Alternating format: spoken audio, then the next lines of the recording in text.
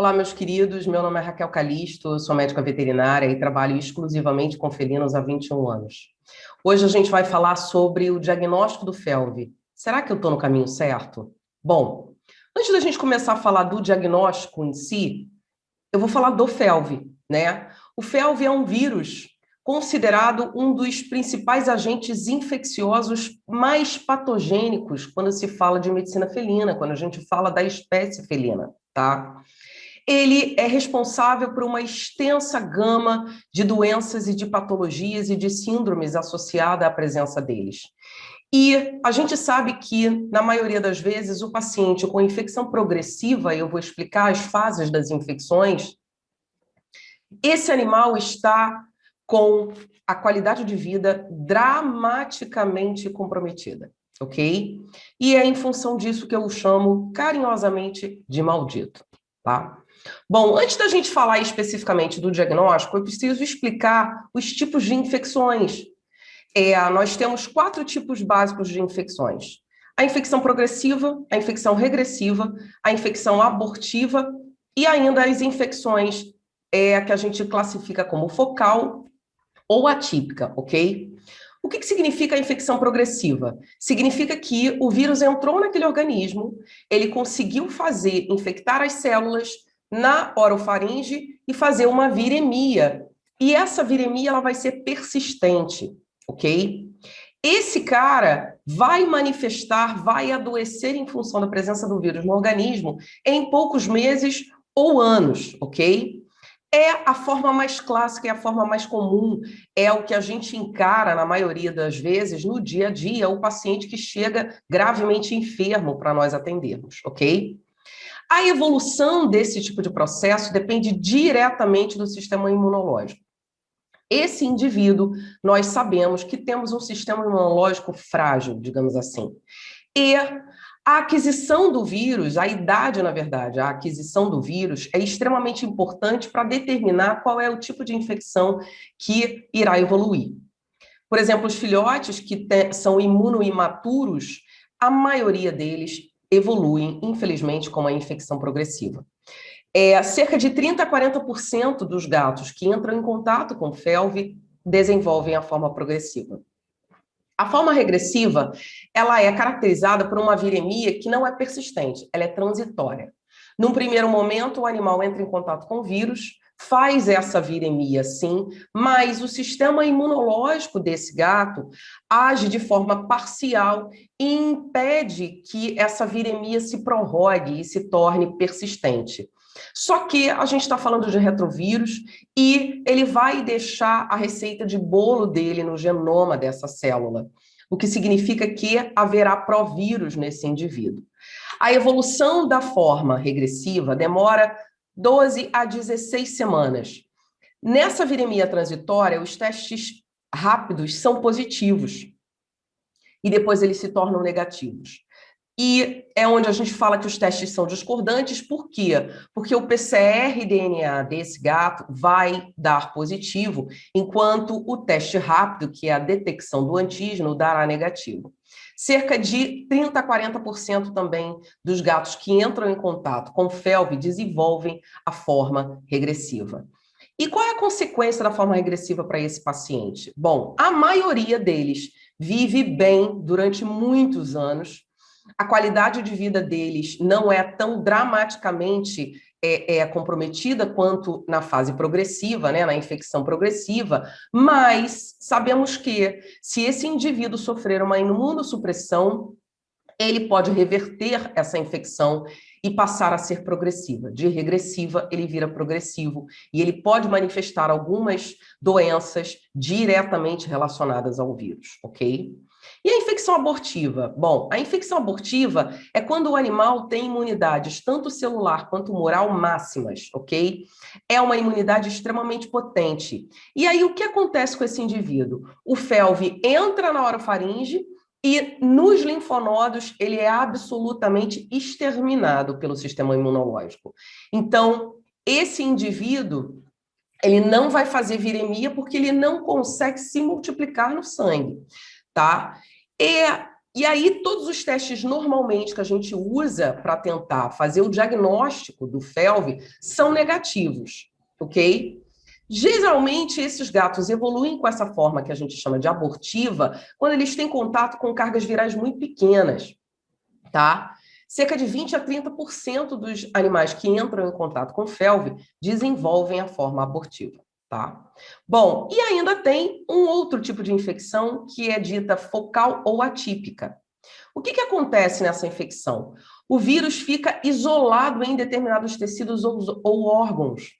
E aí, a multiplicação dele vai ser intermitente, embora persistente, numa baixa carga viral. Então, esse indivíduo que mantém o vírus nesses tecidos, bexiga, glândula mamária principalmente, olhos e linfonodos, vai manter os testes absolutamente discordantes. Algumas vezes eles podem liberar pequenas quantidades de antígeno na corrente sanguínea, então o teste, se você pegar nesse momento, pode dar positivo, mas ele não faz uma viremia clássica, digamos assim, quando a gente compara a infecção progressiva. Tá? Então, posso ter um teste positivo num momento e um teste negativo num outro momento. Bom, o que vai determinar especificamente qual é o tipo de infecção que vai evoluir? O sistema imunológico, tá? Se o sistema imunológico desse indivíduo for competente, moderadamente competente ou maximamente competente, ele vai manter a infecção entre ou abortiva, como eu acabei de explicar, ou regressiva. O indivíduo que não tem esse tipo de sistema imunológico, ele vai necessariamente evoluir com a infecção progressiva, tá? E aí, o objetivo da palestra é falar sobre diagnóstico. Então, quando é que a gente vai testar e por que a gente testa os gatos, tá? Bom, qual o momento em que eu decido testar um gato? Quando o gato chega com suspeita de ter realmente sido exposto ao FeLV e que ele está francamente doente. Gatos que vieram de rua, de abrigo, gatos que você não sabe qual é a origem especificamente. Antes de vacinar contra a leucemia felina, eu preciso testar necessariamente esse paciente, tá? Antes que um novo gato seja introduzido numa população, isso é extremamente importante. E é muito importante a gente testar os gatos que serão candidatos a doadores de sangue, tá?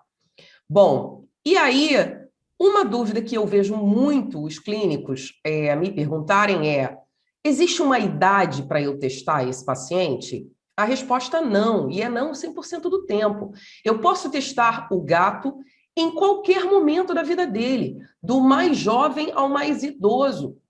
Se eu acho que aquele animal teve uma possibilidade de aquisição do vírus, ele teve uma exposição, e se ele apresenta para mim francamente doente, por exemplo, no caso do filhote, eu posso testar. A questão é que a gente precisa entender em relação à interpretação do teste e em relação à capacidade de detecção dele após X tempo, X semanas após a exposição do vírus. Então, por exemplo, eu recebo um paciente que foi retirado da rua há uma semana. Eu posso testar, ele está absolutamente saudável. Posso testar esse animal? Claro que pode, sabendo que ele está num momento muito precoce, se a gente supor que ele está infectado pelo FeLV. Então, se esse teste der negativo, é muito capaz desse teste, muito capaz não, eu diria que é muito possível que esse teste tenha sido falso negativo. Então, a gente precisa entender que esse momento, se eu estou testando num momento muito precoce, eu posso encarar um falso negativo. E o que eu preciso fazer? Retestar esse animal após X semanas, e a gente vai falar sobre isso, ok? E aí eu vou fazer propaganda do meu querido amigo Carlos Gabriel, em que, na maioria das vezes, NIOU testou. Existe alguma condição em que eu não testo esse gato? Existe. Tipo, o seu cliente comprou um Bengal que custou R$ 8.000, de um gatil muito bem qualificado, e ele saiu do gatil e parou direto na mão desse cliente, não tendo absolutamente nenhuma possibilidade de exposição ao vírus, qual a chance desse animal ter adquirido o felv na vida? Eu diria que estatisticamente nula, né? Então, esses casos, eu não preciso necessariamente testar os animais, ok? Mas são casos muito pontuais. Então, lembrando do meu querido Carlos Gabriel, que criou essa hashtag, miotestou. Bom, vamos falar então do diagnóstico, que é o que nos interessa aqui. A gente tem alguns testes já preconizados, muito tempo, para o diagnóstico do felv, e eu vou explicar como é que cada um funciona e para que serve cada um, em que momento eu utilizo cada um desses testes. Bom, o teste rápido, que os americanos chamam de POC teste, que é o Point of Care, é o teste de triagem, é o primeiro teste a ser utilizado sempre, ok? Existe ainda a possibilidade da imunofluorescência, que foi um teste que foi antigamente muito utilizado, hoje em dia caiu meio que por terra. Existe o PCR, que é a reação em cadeia de polimerase, altamente difundido hoje, e ainda existe um teste que raramente é utilizado na rotina, que é a detecção de anticorpo anti-felv, ok? Esses são os 4 tipos básicos de teste disponíveis quando a gente fala de diagnóstico para o vírus da leucemia felina. Bom, por que o teste rápido ele é tão importante e por que ele é o teste de primeira escolha e é o mais difundido? Bom, primeiro que ele é de facílima execução. Você não precisa de uma pessoa tecnicamente qualificada para executar esse teste. Qualquer pessoa pode ler as recomendações e o modo de usar o teste e realizar o teste. Ele tem um custo menor quando a gente compara principalmente com o PCR, por exemplo, não necessita de um laboratório especializado e, por isso, ele pode ser feito em bancada, dentro do consultório, dentro da clínica, dentro dos abrigos, dos gatis. Então, ele é um teste que ele foi projetado exatamente para ter uma qualidade no diagnóstico do felv, uma rapidez nesse diagnóstico e um fácil acesso, digamos assim. Então, ele possibilita um diagnóstico em qualquer lugar, literalmente, e isso vai levar um fator extremamente importante, que é o quê? Identificar e segregar. Isso é extremamente importante quando a gente fala de felv. A gente vive num país onde o vírus é endêmico, determinadas cidades têm uma prevalência, uma incidência maiores do que outras, mas o fato é que no Brasil a gente se preocupa muito com a propagação desse vírus e a ordem sempre é identificar, segregar, vacinar, identificar, segregar, vacinar. E o teste rápido, ele veio exatamente para facilitar esse modelo de atitude que a gente precisa ter, ok? Bom, e aí vamos explicar como é que é esse teste. O POC teste, que é esse teste rápido de triagem, ele detecta o quê? Ele detecta um antígeno que é amplamente liberado no sangue a partir da multiplicação do vírus, que é uma proteína de capsídeo chamada P27. Então, como é amplamente, em quantidade enorme, produzida pela multiplicação do vírus dentro do organismo, essa P27 foi a escolhida para ser detectada nesse teste rápido. Então, ele é um teste de triagem, é sempre a primeira escolha no diagnóstico do felv, tem alta sensibilidade e especificidade, ok? E ele vai detectar o quê?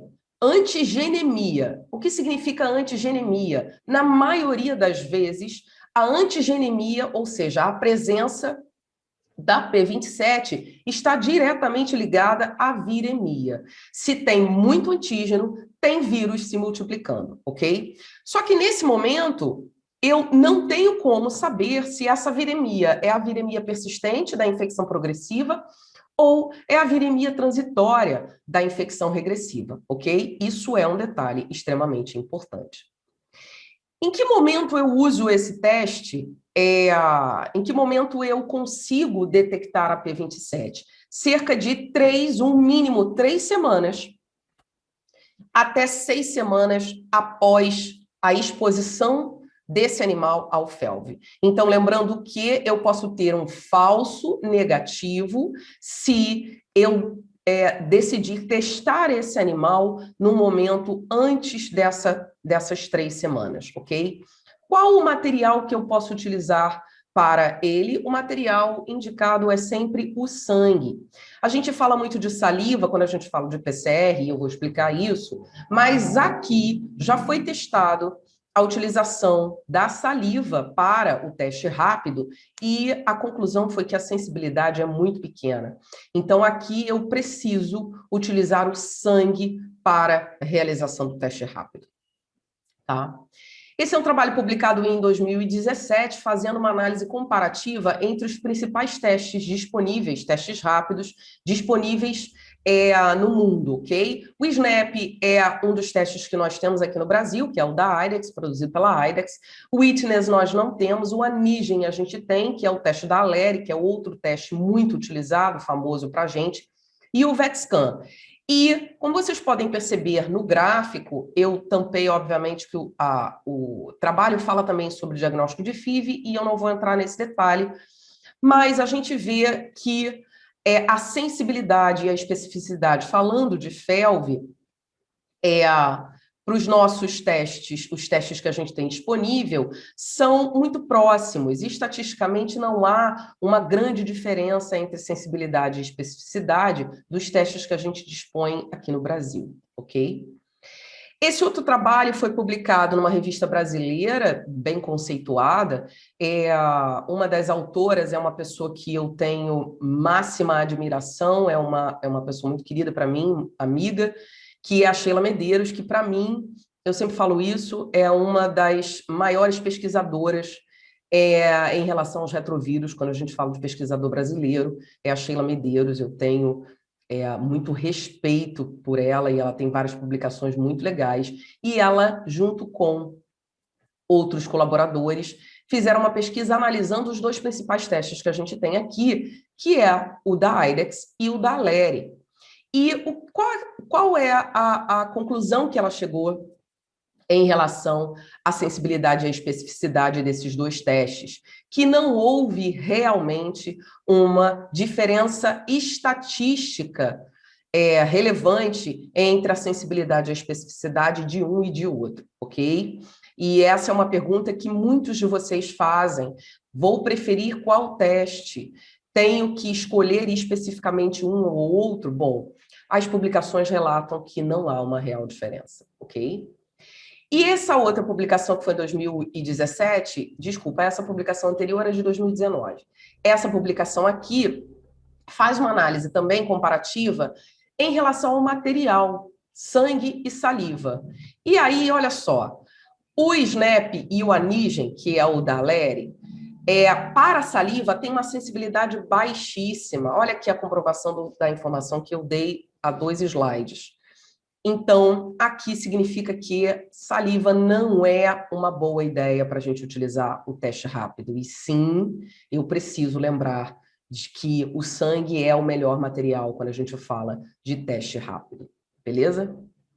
Bom, para qualquer teste, para qualquer doença, a gente precisa lembrar que existem possibilidades de resultados falsos, ok? Quando a gente fala do teste rápido, existe a possibilidade de um falso positivo? Existe, ok? Bom, pode existir uma reação cruzada, e eu coloquei entre aspas aqui, da detecção do teste em relação a outros tipos de proteína, levando a um falso positivo, tá? Lembrando que, quando você tem um teste rápido fracamente positivo, porque é um teste qualitativo, não é quantitativo, e ele é colorimétrico, né? Você pode ver a marcação na região do FeLV, clara, né? Fraca. Esse gato, nesse momento, vai ser encarado como um positivo. Provavelmente você vai ter que repetir, e é o que eu vou falar, a gente precisa repetir os testes para comprovar e para descobrir em que categoria de infecção esse indivíduo se enquadra. Mas eu não posso ignorar que o teste, embora fracamente positivo, tenha dado positivo, ok? E o falso negativo? Falso negativo, muito comum, é quando eu testo o animal naquela fase que eu acabei de falar, que é a infecção recente, a fase precoce, antes da terceira semana, pelo menos, né? Terceira, quarta semana. A partir da quarta semana, você aumenta a sua possibilidade de detectar P27 se esse indivíduo entrou em contato com o vírus e acabou fazendo a viremia primária, ok? Bom, se você tiver uma quantidade de P27 nessa corrente sanguínea muito diminuta, todos os testes têm um mínimo de quantificação, né, em nanograma por ml, para detecção, para dar positivo. Se essa quantidade, se a P27 existir, mas essa quantidade for inferior à capacidade de detecção do teste, eu tenho um teste falso negativo, ok? Isso acontece nas infecções focais, quando eu tenho liberações intermitentes de P27 na corrente sanguínea. Por quê? Porque o vírus está encarcerado naquele tecido. Então, se você pegar um momento em que aquele indivíduo não está liberando o P27 para a corrente sanguínea, ele vai ser o falso negativo, ok? E também falso negativo quando eu estou diante de um paciente que evoluiu para infecção regressiva. A viremia dele acabou, já era. Ele passou a 12ª ou 16ª semana, que é o tempo que a gente espera que um indivíduo que entrou em contato com o FeLV faça uma viremia primária e não evolua para viremia secundária. Isso leva cerca de 12 a 16 semanas, e aí evolui para a infecção regressiva. Se eu estiver diante do regressor, né, já desenvolvido o regressor, a P27 vai dar negativo, mas você sabe que o vírus está presente no organismo, ok? Bom, os laboratórios que produzem os testes rápidos, eles indicam 3 tipos de material, sempre sangue, que podem ser utilizados com confiança para o teste. Sangue total, plasma ou soro. Então, aqui nessa revisão de literatura muito importante e muito recente, 2020, relata que o ideal seja plasma ou soro. Por quê? Porque o sangue total tem uma possibilidade maior de dar falso positivo, principalmente se esse sangue total estiver hemolizado, ok? Bom, e aí a gente falou do principal teste, que é o teste, na verdade, o primeiro teste a ser utilizado, que é o teste rápido, e a gente passa para a imunofluorescência. A imunofluorescência foi o primeiríssimo teste a ser elaborado para o diagnóstico de FeLV. Ele foi lançado em 1973. O que é a imunofluorescência? Ela é baseada num esfregaço, você faz um esfregaço numa lâmina, tá? E há reações com anticorpo, antígeno-anticorpo, que colorem quando ele dá positivo, que fluorescem. Essa foto aqui representa isso. O que floresce? O teste rápido, na verdade, ele detecta o antígeno livre na circulação. A imunofluorescência detecta antígeno dentro da célula, ok? Essa é uma das diferenças. Óbvio que o material utilizado para imunofluorescência vai ser sempre o sangue, tá? Não temos outra possibilidade. Exatamente por isso, porque há uma detecção de antígeno no interior das células, no interior de linfócito, no interior de neutrófilo, no interior de plaqueta. Se ele está inserido no interior dessas células, isso significa que eu tenho uma segunda viremia. O que significa a segunda viremia? Significa que o organismo entrou na corrente sanguínea, se multiplicou na corrente sanguínea, que é a primeira viremia. E qual é o grande objetivo do FeLV na vida dele? Afetar a medula. E ele já afetou a medula, e ele contamina as células dentro da medula. E a medula libera essas células para correntes sanguíneas já francamente contaminada. E é isso que a gente chama de segunda viremia, ok? E a segunda viremia significa o quê, na verdade? Qual é a interpretação desse exame? que é uma viremia persistente? Se eu tenho uma viremia persistente, eu estou diante de um paciente em infecção progressiva, tá? Em que momento a imunofluorescência começa a ser utilizada? Após 6 a 8 semanas da infecção desse gato, ok? Da exposição desse animal ao vírus. Posso ter falsos resultados? Sempre. Posso ter um falso negativo. Se eu estiver diante de um paciente leucopênico, por exemplo, ora, pois, o exame foi elaborado para detectar o antígeno dentro da célula, dentro de leucócitos. Se eu tenho uma quantidade de leucócito muito pequena circulando, eu posso ter um falso negativo, ok? E eu posso estar diante do regressor. O regressor não libera a célula infectada para a corrente sanguínea, ok? Então, não vai ter positividade na imunofluorescência se eu estou diante de um regressor. E o falso positivo existe? Também pode existir. Por exemplo, a confecção de esfregaço sanguíneo muito espesso, onde há um empilhamento de células, isso pode gerar um falso positivo. E ainda é considerado também as reações cruzadas com outros tipos de proteína que podem dar um falso positivo nesse teste, tá? Não é um teste hoje utilizado de rotina, embora uma outra revisão de literatura importante, também publicada em 2020, cita a imunofluorescência como parte da pesquisa diagnóstica em relação ao FeLV.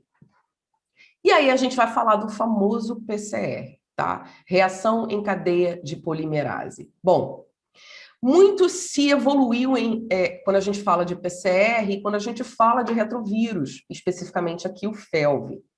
E houve o desenvolvimento do RT, que é o Real Time PCR, onde a sensibilidade e a especificidade do teste foram muito elevadas, né, foram aumentadas, e ele é um teste de extrema importância para nós hoje, ok?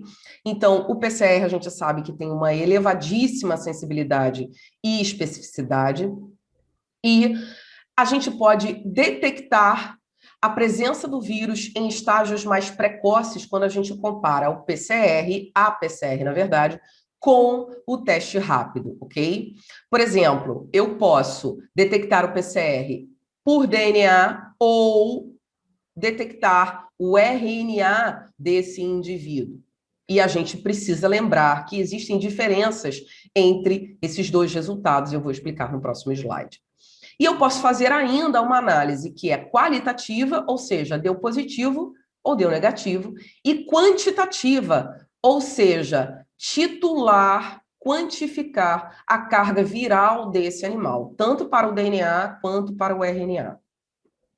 Só que não é um exame de fácil manipulação, né, de fácil execução, na verdade, e eu necessito sempre de laboratórios especializados para isso. E é um exame, quando comparado ao teste rápido, um pouco mais caro. Bom, vamos explicar aqui como é que se dá a questão do PCR. Aqui é uma célula, ok, que está sendo infectada pelo FeLV, ele adsorve na membrana celular, ele entra na célula, e o que ele faz como um retrovírus que possui a maldição chamada transcriptase reversa, é essa enzima que permite que ele transforme o seu genoma, que originalmente é sob a forma de RNA, em uma receita de bolo, eu chamo de receita de bolo, chamado DNA.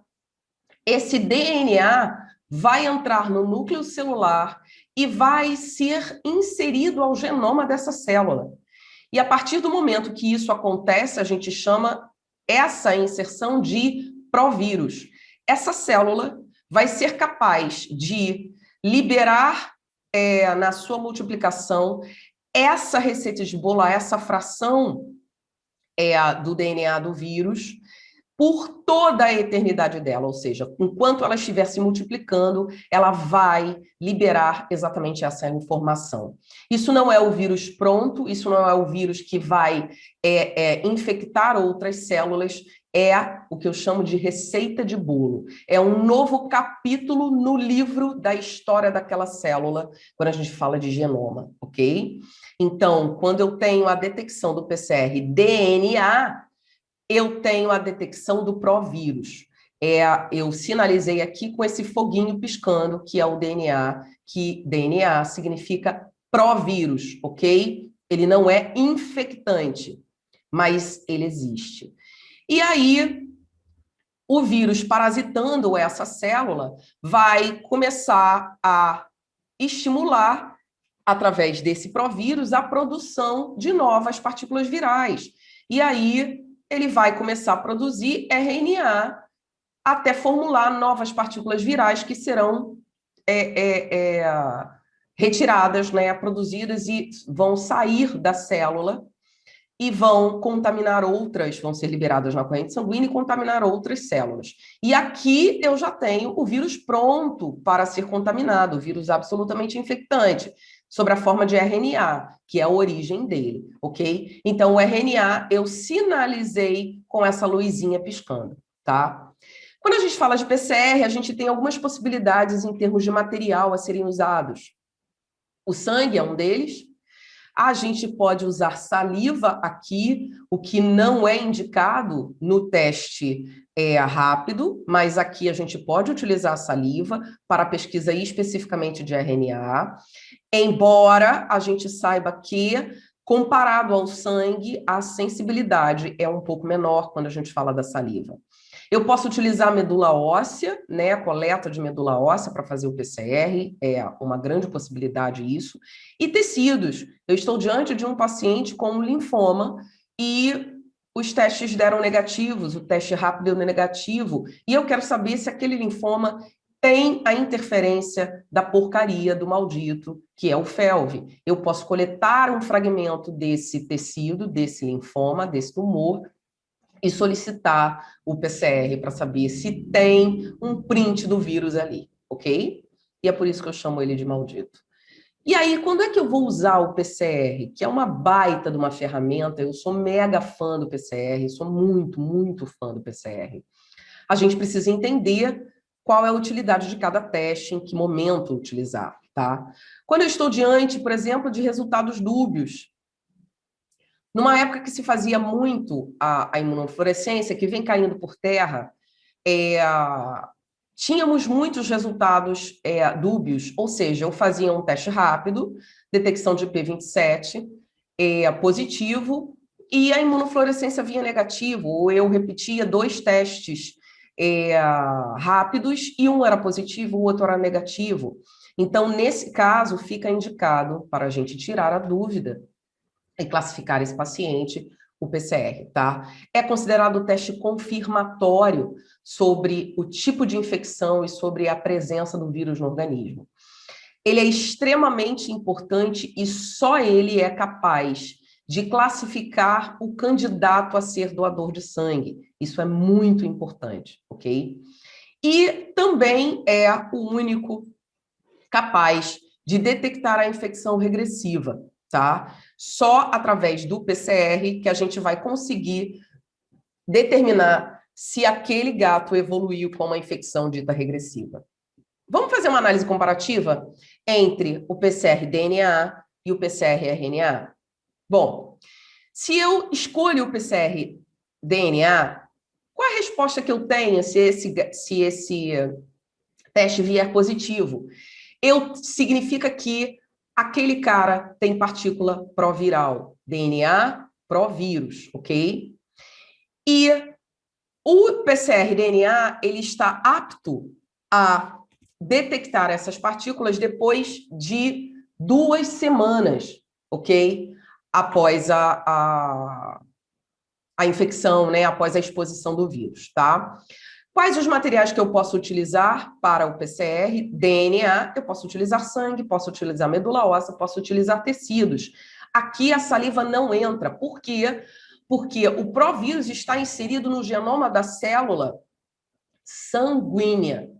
Então, eu não tenho como detectar DNA em saliva, ok? Então, só sangue, medula óssea e os tecidos. Significa o quê? Que esse gato teve exposição ao FeLV, que ele foi contaminado, literalmente.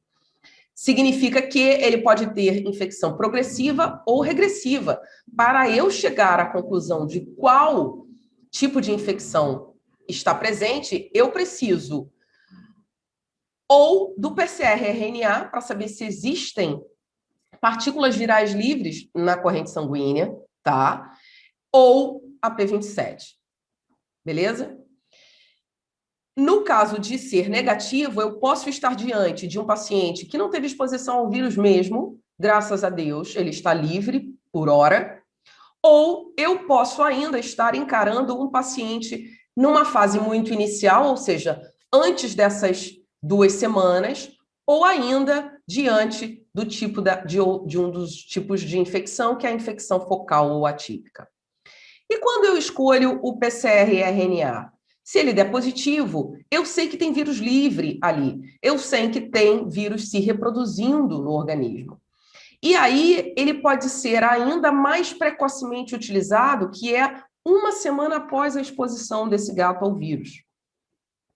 É o teste com maior precocidade de detecção da presença do vírus no organismo, tá?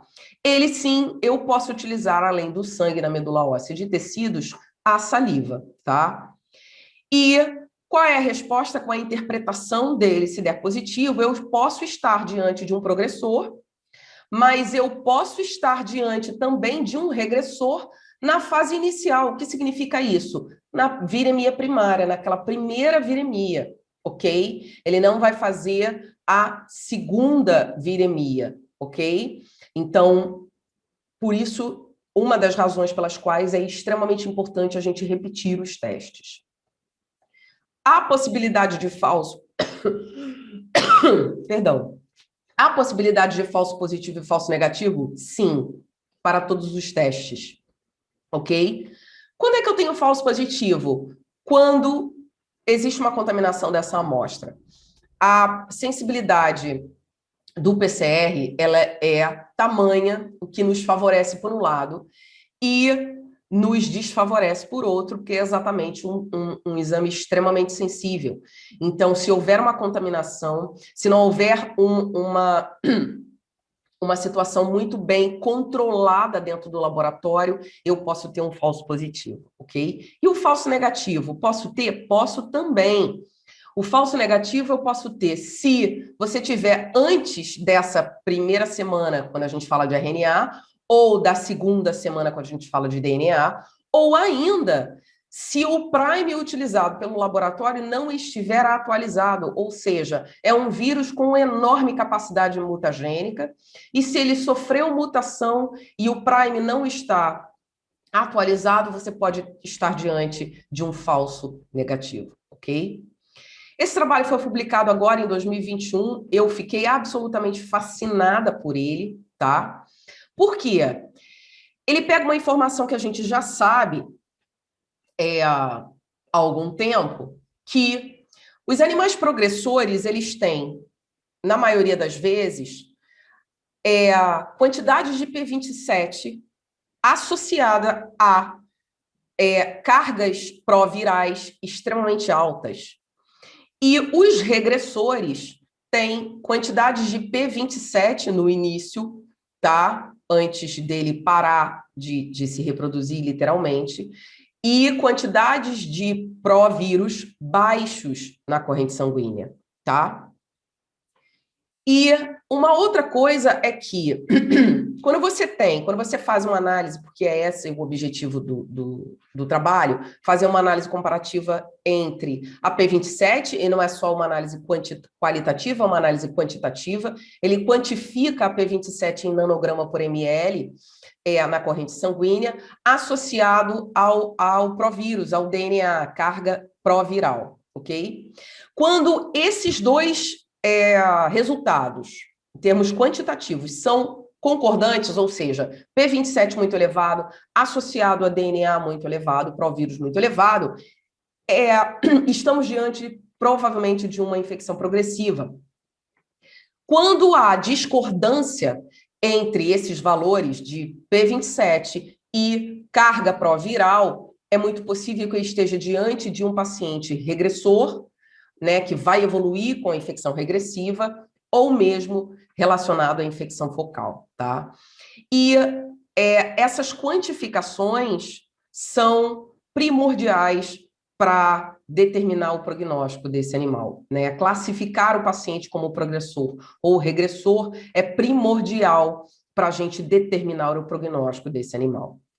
Então, o objetivo foi exatamente concluir quantitativamente qual seria os pontos de corte que determinariam a partir do qual, né, acima do qual esse ponto de corte o animal é classificado como um progressor ou um regressor, tá?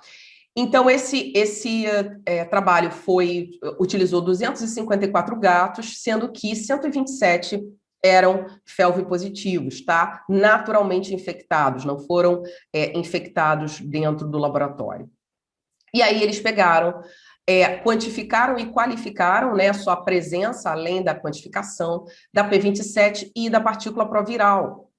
E eles encontraram um ponto de corte para a quantidade de P27 no sangue, que é de 37,5, e o ponto de corte para a carga proviral é de 400 mil cópias de DNA por ml de sangue, tá?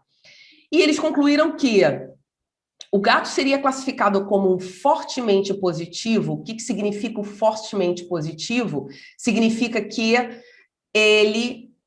estamos diante de um paciente que tem uma infecção progressiva.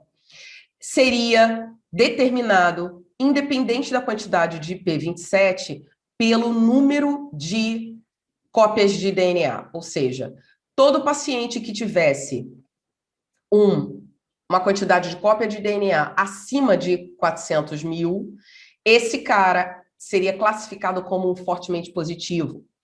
O fracamente positivo estaria diretamente relacionado a uma baixa carga de provírus, tá? Ou seja, menos do que 400 mil cópias. E aí, o fortemente positivo, então, se conclui que esse cara é o cara da infecção progressiva, ou seja, o prognóstico dele é desfavorável. E o cara que é classificado como fracamente positivo é o cara candidato a ter infecção regressiva, ou seja, o prognóstico dele é menos desfavorável, né, digamos assim, tá? Bom, falamos do teste rápido, falamos do teste de PCR, né, da PCR, e aí eu vou falar do anticorpo. E aí vocês podem estar enrugando a testa pra caramba, do tipo, gente, eu nunca ouvi falar que a gente utiliza anticorpo para o diagnóstico do FeLV. Na verdade, não utilizamos, mas eu preciso, e aqui a palestra é especificamente sobre diagnóstico, e eu não tenho como não falar disso, ok? Vocês vão entender. A gente tem duas possibilidades de diagnósticos relacionados a anticorpo anti-FeLV. É a detecção de anticorpo neutralizante, e para isso precisamos de laboratório especializado. E existe já, se eu não me engano, foi produzido no Canadá, um POC teste, um teste rápido, tá? Que não é para detecção de antígeno, é para detecção de anticorpo relacionado a esse tipo de proteína que a P15 tá ok? Bom, o anticorpo vai te dizer o quê? Que esse indivíduo teve contato com FeLV, ponto. Porque ele jamais produziria um anticorpo se ele não tivesse entrado em contato com o vírus, ok? O anticorpo é a única resposta capaz de te dizer que aquele gato tem uma infecção abortiva quando todos os outros testes deram negativo, tá? Você pode também ter uma resposta em relação a quê? A gente sabe que, eu falei lá no início, quando você tem os tipos de infecção, quem vai determinar qual o tipo de infecção vai evoluir é exatamente o sistema imunológico, e principalmente baseado em imunidade humoral, ou seja, anticorpo. O indivíduo que evolui com a infecção progressiva é um indivíduo que tem baixas titulações de anticorpos, enquanto que o indivíduo que evolui com uma infecção regressiva é o cara que tem um potencial muito maior imunologicamente falando, que significa que ele tem altas titulações de anticorpos, ok? Bom, a vacina para o FeLV não interfere nesses exames, tá?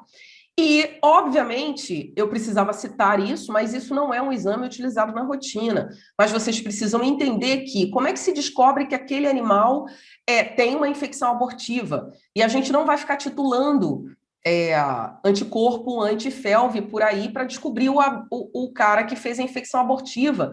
Por quê? Porque isso não interessa. Não interessa por quê? Porque é o cara que não vai ficar doente nunca, se ele não se expor de novo. Ok? Então, na rotina, não interessa titular anticorpo, tá? Só para saber se ele é abortivo ou não.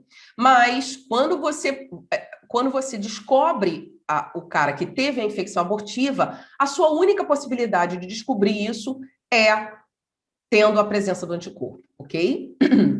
Bom, e por que a gente precisa identificar o regressor? O regressor tem uma importância gigantesca, tá? Lembrando que regressor ou progressor, a diferença é prognóstico, mas positivo sempre será positivo. E por que eu não posso ignorar o regressor? Existem algumas razões para isso, tá? Uma que eu preciso sempre identificar e segregar. Ué, mas o regressor, você falou lá no início, que é o cara que não está liberando partícula viral pela saliva. Ele tem a receita de bolo do FeLV dentro da corrente sanguínea, né? Então, ele não representa inicialmente uma ameaça para os contactantes, porque ele não tem vírus na saliva. Correto. Mas esse cara pode fazer o quê? Ele pode reverter isso. Então, de regressor, ele pode virar o progressor. Se ele vira o progressor, ele vai se tornar infectante para esses contactantes. Então, é muito importante eu identificar o regressor, porque ele precisa ficar segregado também. Porque eu não sei se vai acontecer e eu não sei em que momento vai acontecer a reversão dessa situação, ou seja, o regressor virar o progressor e vai virar o infectante, tá? Além do mais, esse gato, se for submetido a um estresse muito grande, a uma imunossupressão muito grande, com possibilidade de reversão desse quadro, ele vai se tornar o cara enfermo, doente, e vai sucumbir ao FeLV, como qualquer outro progressor, tá? E aí a gente fala da enorme importância de se identificar o regressor quando a gente fala dos doadores de sangue, ok? Hoje, todos os doadores de sangue necessitam teste de PCR para detectar se ele teve contato com o vírus ou não. Por quê? Porque sabemos que sangue contaminado com DNA, com partícula proviral de um doador, pode gerar uma progressão no receptor, ok? Por quê? Porque são sistemas imunológicos diferentes, eu estou diante de animais diferentes, eu não sei como o receptor vai encarar imunologicamente a presença daquele provírus no organismo, ok? Bom, só para vocês entenderem, esse quadrinho é um quadrinho relacionado à detecção de provírus DNA e de P27 antígeno em 15 gatos que foram acompanhados até a 14ª semana após a infecção, tá? Então, aqui, tem várias informações aqui, é um quadro meio complexo, se vocês quiserem estudar esse quadro é muito interessante, tira um print, mas aqui o que me interessa falar do regressor. Olha só o regressor aqui. Eu tenho alguns regressores. Eu tenho regressores que foram acompanhados até 13 anos, 12 anos, 13 anos, e até o 13º ano do acompanhamento nada aconteceu, ele estava saudável. Eu tenho 2 regressores aqui, né, acima de 13 anos, que permaneceram saudáveis. Aí aparece um regressor aqui que fez o quê? Reativou a infecção, ele se tornou progressivo. E ele morreu, olha a cruzinha aqui, depois de 8 anos e meio. 8 anos e meio. De quê? De linfoma. Outro regressor aqui, em que não se pôde acompanhar até a publicação do trabalho e não se teve nenhuma resposta, nenhuma informação sobre esse paciente. Outro aqui que foi acompanhado até 1 ano e 1 mês, mais ou menos, que continuava saudável, e 2, né, na verdade. E olha outro regressor aqui, eu estou falando 15 gatos, tá? E eu já falei de 2 gatos, esse segundo aqui, que também morreu após 9 meses de quê? De linfoma, tá? Então, de 15 gatos, olha só, eu tenho 3 que fizeram a reativação da infecção. Esse último também, depois de quase 2 anos, morreu também de linfoma. Então, a gente precisa acompanhar pela vida inteira o regressor e a gente precisa descobrir quem é progressor, quem é regressor, ok? Bom, aqui é um quadrinho que resume os maiores testes utilizados, que são o PCR, DNA e o antígeno, classificando conforme, né, quais as possibilidades de resultado em relação aos diferentes tipos de infecção. Então, aqui, olha só, o gato se expôs, se ele evoluir com a infecção progressiva, no início, ele vai ter o DNA positivo, né, a partir da segunda semana.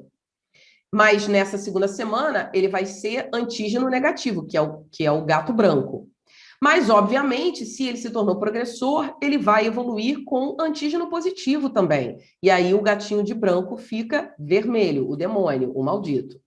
E, infelizmente, esse gato vai sucumbir à doença e vai morrer um dia, por causa do vírus.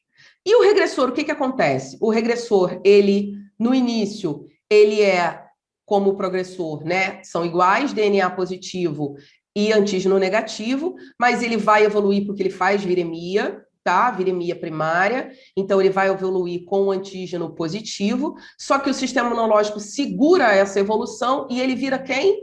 Antígeno negativo. Até quando? Até quando Deus quiser. Podendo fazer o quê? Em qualquer momento da vida dele, se tornar um progressor. E a infecção atípica ou focal? Aí é que é o samba do crioulo doido. Por quê? Porque você pode ter diversas possibilidades e os testes muito discordantes. Porque, como eu falei, o vírus fica encarcerado no tecido.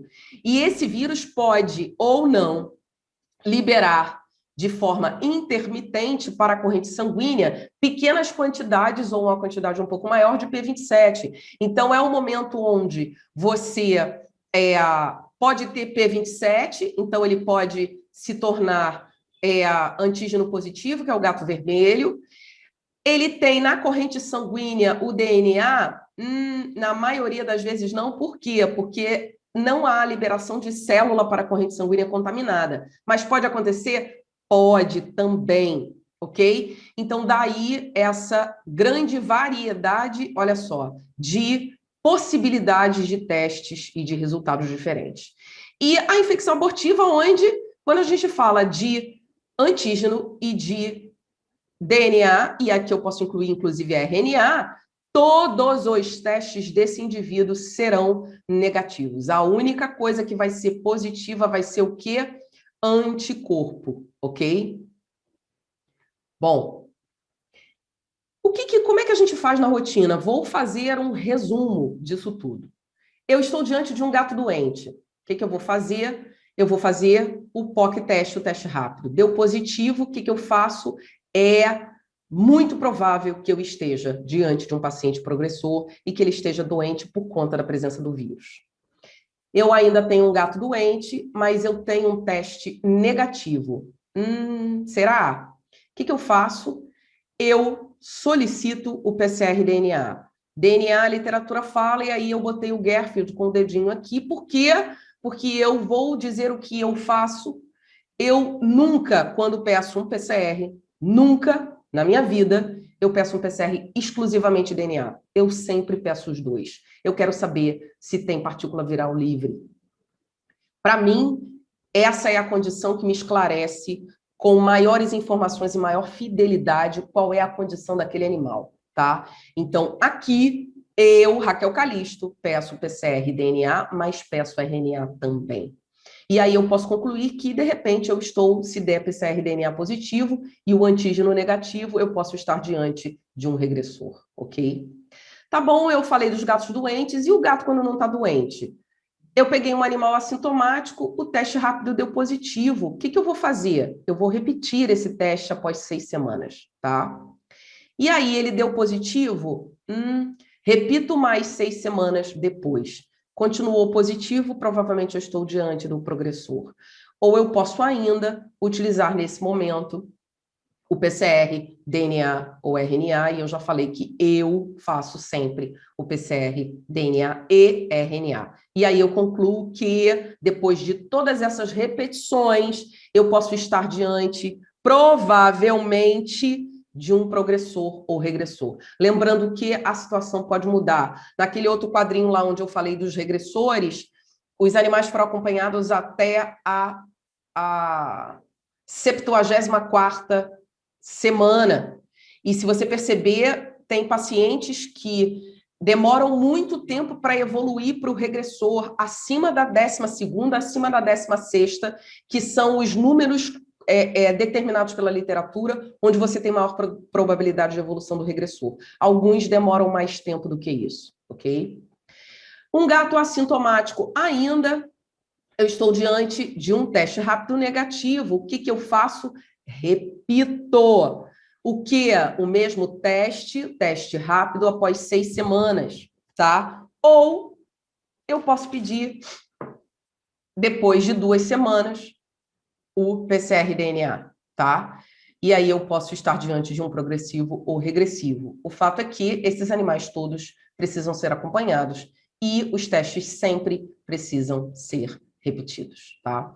Esse quadrinho aqui é um quadrinho que resume basicamente o que eu já falei, tá?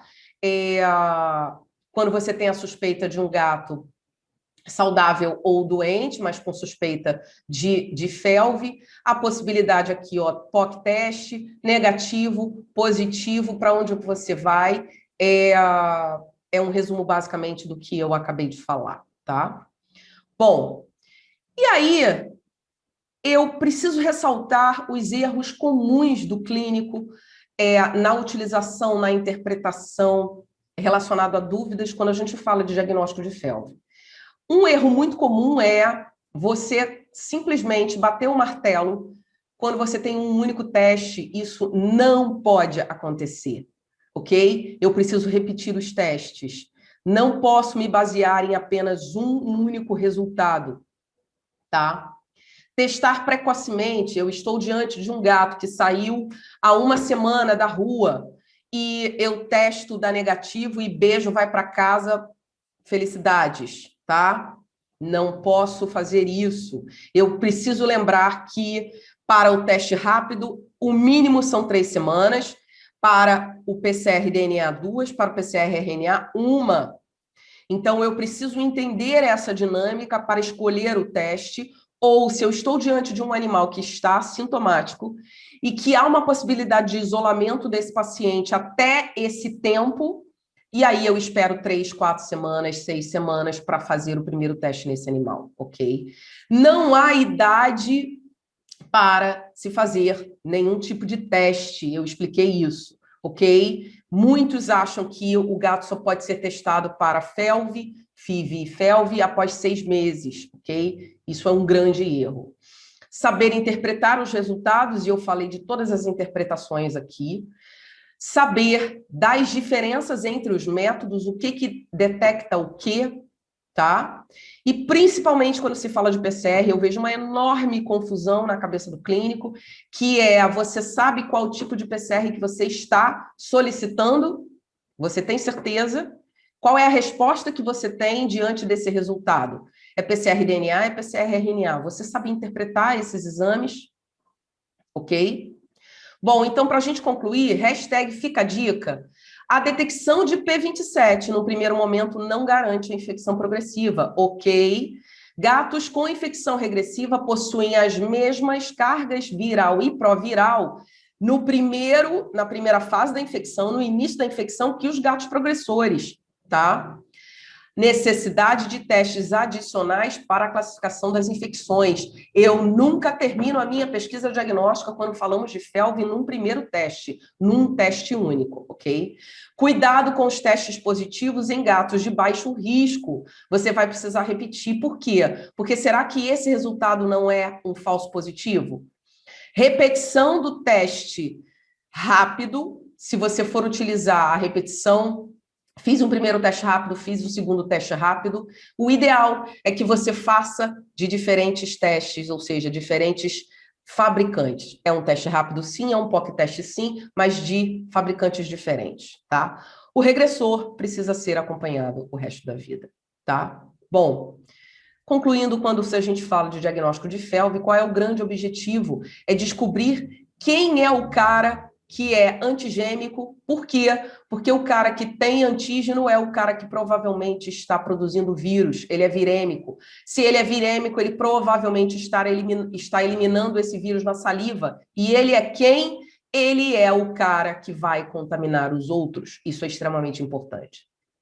Identificar quem é o progressor ou o regressor, e eu expliquei amplamente isso, qual é a importância dessa identificação. Lembrando que o cenário sempre pode mudar, eu posso estar diante de um regressor lindo, maravilhosamente saudável, e de um momento para o outro ele sucumbir à doença, tá? Tudo vai depender de quem? Do sistema imunológico daquele indivíduo. Lembrando que nenhum teste é 100%, apesar das altas sensibilidade e especificidade, todos os testes há possibilidade de erros, beleza? E aí, gente, para a gente concluir, eu geralmente faço uma homenagem a um gato de um amigo veterinário. Mas estamos diante de uma palestra sobre FeLV, e aí eu preciso homenagear quem? Sofia. Sofia é a gata da minha mãe, essa senhora linda, maravilhosa aqui, chamada Lenice Calisto, tá? Porque Sofia, ela tem um Instagram, que quiser segui-la, e eu criei a hashtag Sossô, eu chamo carinhosamente ela de Sossô, Sossô, a gata que arrumou minha mãe, porque não foi a minha mãe que arrumou a gata que arrumou a minha mãe. E Sofia é FIV positivo e é FeLV regressivo, ela tem DNA positivo, P27 negativo e RNA negativo. Sofia tem agora quase 5 anos de idade, é uma gata obesa que está em dieta, né, naquela sofrência. Vocês podem acompanhar a dieta dela pelo Instagram. E, graças a Deus, todos os check-ups que eu faço de Sofia, não encontro nenhum defeito por hora, ok? Gente, muitíssimo obrigada pela oportunidade de falar de um tema que é fascinante e, vou te dizer, é de alta complexidade. Agradeço demais o convite do Texa, especialmente ao Otávio Valério, tá? Muito obrigada, me senti extremamente honrada com o convite. Quem quiser pode entrar em contato comigo pelo direct no Instagram.